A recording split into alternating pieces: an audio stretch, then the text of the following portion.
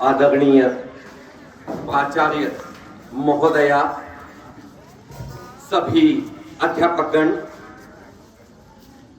अध्यापिकाएं तथा मेरे प्यारे बच्चों, जैसा कि आप जानते हो, प्रति वर्ष की तरह इस वर्ष भी केंद्रीय विद्यालय विजयपुर में बड़े धूमधाम से हिंदी दिवस का आयोजन किया गया है। हिंदी दिवस के उपलक्ष्य में हम 15 दिनों तक हिंदी पखवाड़ा मनाने जा रहे हैं। बच्चों, आज मैं आपके समक्ष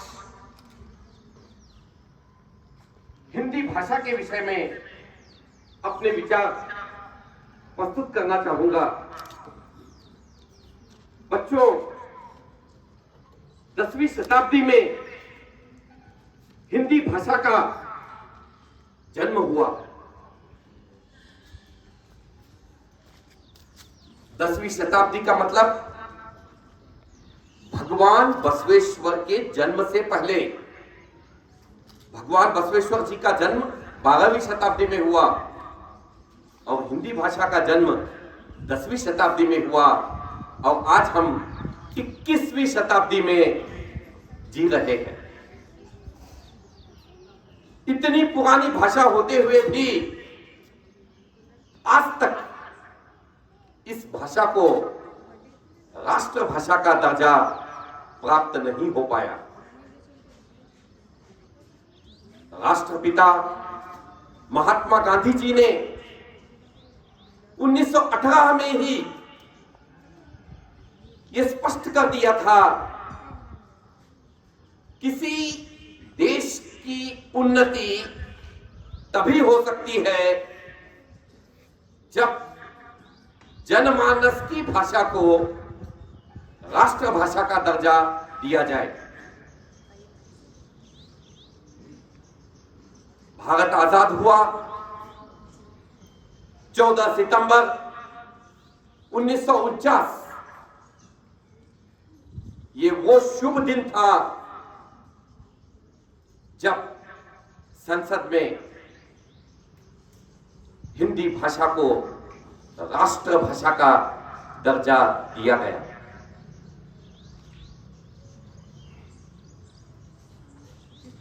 हिंदी भाषा को जैसे ही राष्ट्रभाषा का दर्जा प्राप्त हुआ, दक्षिण भारत के तमिलनाडु में इसका विरोध आरंभ हो गया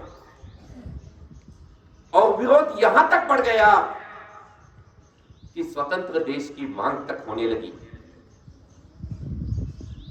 आजादी प्राप्त हुए अभी कुछ ही वर्ष हुए थे, पंडित जवाहरलाल नेहरू, भारत के पहले प्रधानमंत्री, उन्होंने सोचा कि ऐसी स्थिति में हमें फिर से किसी विभाजन की ओर नहीं बढ़ना है। तब उन्होंने इसका एक समाधान ढूंढा और हिंदी को राष्ट्रभाषा नहीं बल्कि राजभाषा का दर्जा दिया। संविधान में संशोधन करते हुए संविधान की विधि 343(1) के अंतर्गत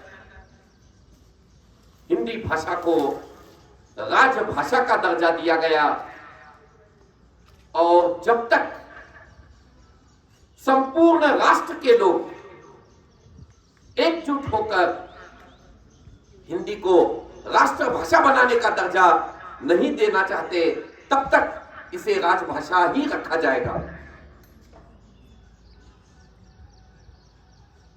गत 15 वर्षों तक इस पर चर्चा चलती रही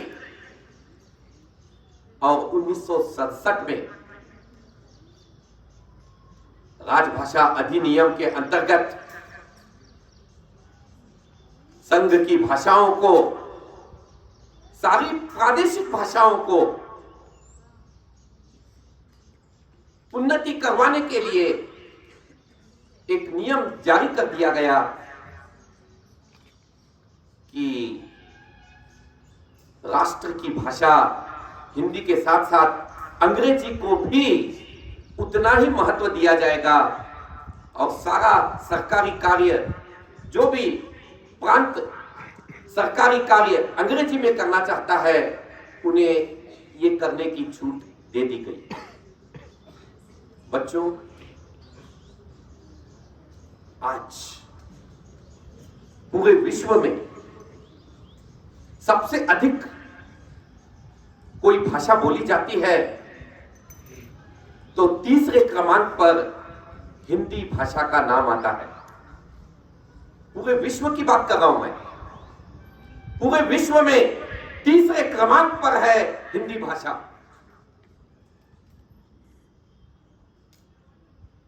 केवल एक राज्य के खातिर